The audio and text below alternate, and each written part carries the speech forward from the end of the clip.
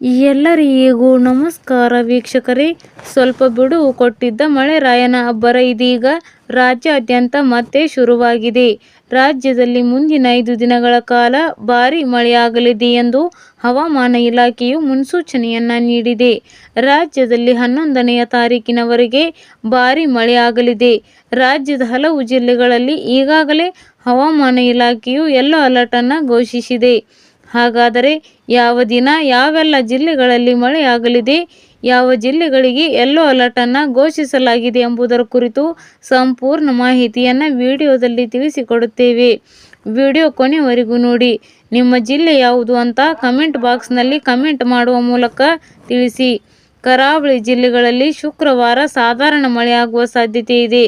ಉತ್ತರ ಒಳನಾಡಿನ ಎಲ್ಲ ಜಿಲ್ಲೆಗಳಲ್ಲಿ ಒಣ ಹವೆ ಮುಂದುವರಿಯುವ ಸಾಧ್ಯತೆ ಇದೆ. ದಕ್ಷಿಣ ಒಳನಾಡಿನ ಬೆಂಗಳೂರು ನಗರ, ಬೆಂಗಳೂರು ಗ್ರಾಮಾಂತರ, ಚಾಮರಾಜನಗರ, ಚಿಕ್ಕಬಳ್ಳಾಪುರ, ಚಿಕ್ಕಮಗಳೂರು, ಚಿತ್ರದುರ್ಗ, ಹಾಸನ, ಕೊಡಗು, ಕೋಲಾರ, ಮಂಡ್ಯ, ಮೈಸೂರು, ರಾಮನಗರ, ಶಿವಮೊಗ್ಗ ಮತ್ತು ತುಮಕೂರು ಜಿಲ್ಲೆಗಳಲ್ಲಿ 1 ಅಥವಾ 2 ಸ್ಥಳಗಳಲ್ಲಿ ಹಗುರದಿಂದ ಸಾಧಾರಣ ಮಳೆಯಾಗಲಿದೆ. ನವೆಂಬರ್ 1ರಂದು ಕರಾವಳಿ ಹಾಗೂ ಉತ್ತರ ಒಳನಾಡಿನ ಎಲ್ಲ ಜಿಲ್ಲೆಗಳಲ್ಲಿ ಒಣ ಹವೆ ಮುಂದುವರಿಯುವ ಸಾಧ್ಯತೆ ಇದೆ. ದಕ್ಷಿಣ ಒಳನಾಡಿನ ಜಿಲ್ಲೆಗಳಲ್ಲೂ ಅದೇ ರೀತಿ ವಾತಾವರಣ ಇರಲಿದೆ.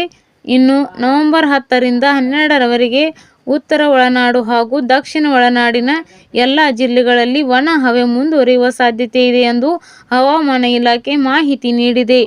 ಆದರೆ ಹಲವು ಜಿಲ್ಲೆಗಳಲ್ಲಿ ಹಗುರದಿಂದ ಸಾಧಾರಣ ಮಳೆಯಾಗಬಹುದು ಎಂದು ವರದಿಯನ್ನು ಪ್ರಕಟಿಸಿದೆ.